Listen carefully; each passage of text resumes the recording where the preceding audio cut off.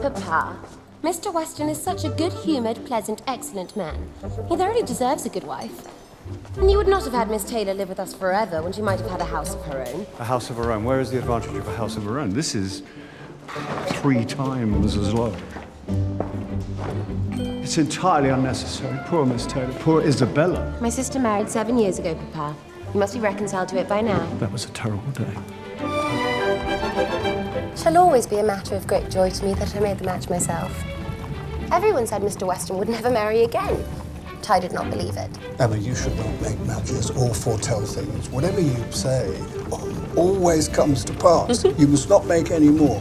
I promise to make none for myself, Papa. And that's a clip from Emma. I'm delighted to say that I've been joined by Emma, who is actually, of course, Anya Taylor-Joy. Hello, Anya. How are you? Hello, I'm good, thank you. It's very nice to see you. Of course, it's Emma, full stop. Mm-hmm. It's not just Emma. It is very clearly in all the advertising and all the publicity and in the title sequence, it's got a very pronounced full stop at the end, which lets us know, I think, that we're in for a very stylish picture. Introduce us to the world of Emma in your words. The world of Emma. Well, I think one of the reasons that it's translated so well into adaptations such as Clueless is that Emma resides within a very small town and almost can't really escape from that. And so because she comes from a place of such privilege and of such boredom, really, she starts, messing around with people in the town. And throughout the story, you kind of realize that she realizes that people aren't toys and that her actions have consequences. And it's a story of redemption, really. Were you a fan beforehand?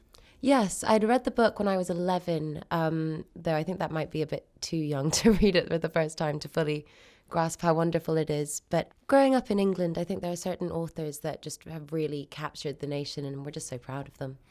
Why do you think it was so wonderful? When you go back to it now and you're presenting Emma on the big screen, what is it about the story that makes it carry and still be relevant and resonate in 2020? Well, the way the book was written to begin with, no book had ever been written like that. No book had ever been written from the point of view of the character, but also coming out of the character's mind and being able to see her through the other characters. So I like the style of it.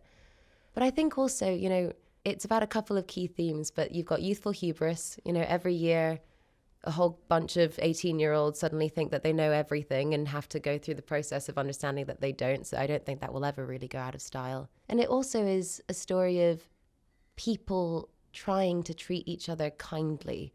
And I think currently the world's quite a scary place. And so it's nice to revisit that, and it's nice to revisit those morals.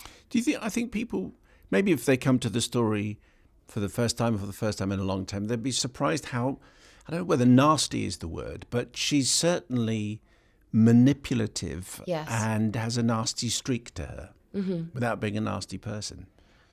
She behaves badly at times, but I do think she has a good heart throughout it. I have a very intense relationship with my characters, and there were definitely days where I would go up to Autumn, our director, and say, I just don't like Emma right now, and I'm struggling to do this scene. And that felt like blasphemy for me to say, because I've always loved my characters. But I think that's one of the reasons that she really endures, is that people either know an Emma or they have Emma tendencies that they don't really want to admit to. And yet in seeing it happen on screen and in seeing her evolve, it almost is like a level of catharsis to it. So the Autumn that you're talking about there is Autumn de Wilde, who's the director. So when you go up and you say, I really don't like Emma now, she says what? Get back and just do what you're told? No, well, she was laughing at me because we're very good friends, and I was genuinely struggling to say it. It was like clenched teeth, just like, Autumn, I don't really like Emma right now. Like, it was kind of that sort of thing. So she was laughing at me, but she also said, good, it means you have high hopes for her. Like, you expect a lot from Emma, and so you're not enjoying her behaving badly, which sounds a bit strange, but genuinely my relationship with my characters is super weird. How do you mean? They're real people to me, and I care about them as if they're real people, and I feel a sense of responsibility to telling the story correctly like that. The stakes are quite high for me emotionally. Do you get obsessed? Yeah. Well, I would never say that I was method, but you do spend 17 hours a day behaving like another person and trying to justify their actions and forming their thought processes in their head. So you do end up understanding them in a way, and it's difficult to let go of them sometimes. whenever you see movies like this, there's often dancing sequences. There's a lot of music in here. I should mention Johnny Flynn is in this movie, so there's music and he sings, and the music is terrific. Isabel Waller-Bridge has done a fantastic job, and there's lots of choral singing is terrific. But there's dancing, of course, because in these days everybody danced, and it's amazing how everybody seems to know them. You know, the tune starts and everybody knows exactly what they're supposed to do. I know, it's so lovely. I wish it was still like that. And I mentioned it because a lot of the language in the relationships in this film is done in these apparently well-rehearsed sequences. What I mean is everyone knows what their place is in the dance. But in your gestures and the physicality of the dance, we read so much. Well, thank you. That's good. We definitely approached the dance sequences, and in particular the ball, almost as if we were choreographing a thriller, because at the time, you couldn't just go up to somebody that you liked and say, you know, I like you. Do you want to get married? Like, is that something that we potentially want to do? You definitely, you gave certain looks and your hands lingered for a second too long, but you couldn't dance 3 dances with them because that meant that you were engaged. So there are all of these crazy different rules that we were trying to sort of subvert and put little hints of what was to come in the story. And there's a certain, I mean, I don't want to give anything away, although the story is sort of pretty well known. You and Johnny Flynn, when you are dancing, there is, by today's standards, there's nothing going on. And yet there's everything going on in gestures and touches and hints of what's underneath the surface. Yeah, it adds a whole other level to it, because I think as storytellers, I at least am always trying to find a different way to tell the story, whether it's if you're wearing a really incredible coat and Emma is vain in that sort of way, do I want to deliver my lines over the shoulder? Because does that tell you something about who she is? And I think both Johnny and I went into that dance thinking about that and thinking, okay, when are we going to find the exact moment where our breathing syncs up and where, you know, our hands start to, you know, touch just that little bit too long? Yeah. So there's so much to enjoy. But I wonder if your characters are real to you, and if you become obsessed by a character, that must be pretty exhausting if there is so much of you in every single character. Because there was a story that you almost quit on the first day because it was just all too much. I want to clarify that, because that's been twisted. It wasn't the first day of filming, it was the first day of rehearsals. And the reason, you know, the way that I felt was that I'd been working back to back to back for 4 years at that point. And by the way, last year was no different. I had 1 day off in between Emma and Edgar Wright's next movie, and then I had 1 day off between that and a Netflix show. So I'm working very hard. And I suddenly I came to, and I was in this room full of all of these people that I admired, and I was nervous. I was anxious that I didn't have enough of myself, enough of my own energy to be able to give to somebody else. And then I fell in love with Emma, and it all just took care of itself. Tell us about, because I think one of the reasons why you enjoyed the picture so much is the relationship that Emma has with Harriet, because that's front and centre in this story. Yeah. Can you just explain a bit about that?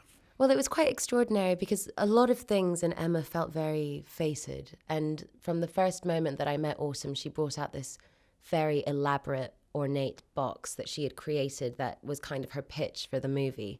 And she suddenly picked up this photograph and she goes, I think this girl and you just could be best friends. You just look like best friends. And Mia and I had been best friends at that point for 4 years. And she was the photograph in the box. So we've been preparing for these roles for a very long time. And it was just a wonderful experience to get to go through with somebody that you care about that much, because we were obviously playing Emma and Harriet, and there were moments where I had to be very cruel or very condescending to her, where I didn't feel all right about it, but Mia was very supportive.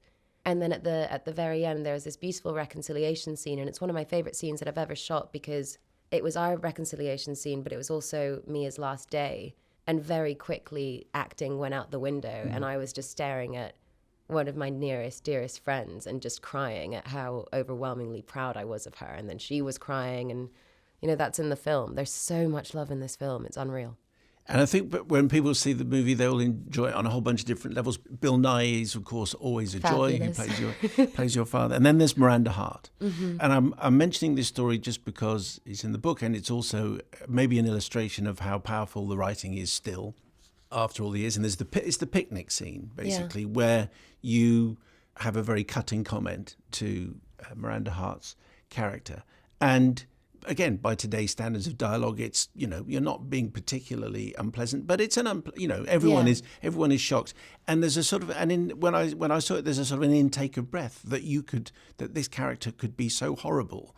And it's just a picnic, and you've just said a slightly condescending remark, and yet it's a really, really powerful moment, and we're sort of like 2/3 of the way through the movie. It was, yeah. I think the thing with that moment is that up until then, if you look at the relationships that Emma's had, they all know that she can be a bit brassy and a bit spoilt and, a bit arrogant, but they all really believe in the goodness of her heart. And in that moment, she gets caught up in a game with Frank Churchill, and she takes it too far and is truly cruel and mocking and unkind. And I think people have been laughing at and alongside Emma up until that point. And at that point, you stop because you realize that you've been laughing at Miss Bates too. And that's suddenly just taken it that bit too far, where it's just cruelty. And so it checks you, it checks the audience, and it certainly checks Emma. Yeah, it's a moment in the movie where people sort of change sides, or they think they might be changing sides. Mm-hmm. I mean, the way that I saw it was, to be very simplistic about it, there was a period of the movie where I wasn't crying, and then there was post Miss Bates, and then there was just tears. Tears all the time. I'm intrigued by, you're probably really bored answering questions about your photographic memory, but I just wonder if the qualities that you have in terms of photographic memory and also your ability with accents are so, for an actor to have those qualities, everyone else must be thinking, wow, that is amazing. To be able to have those skills at your disposal must make your job a little bit easier. Oh, I mean, I feel very, very lucky. But the thing with talents that you can't explain is you are always terrified that you're going to wake up one morning and not be able to do it anymore, because it is just something that I do.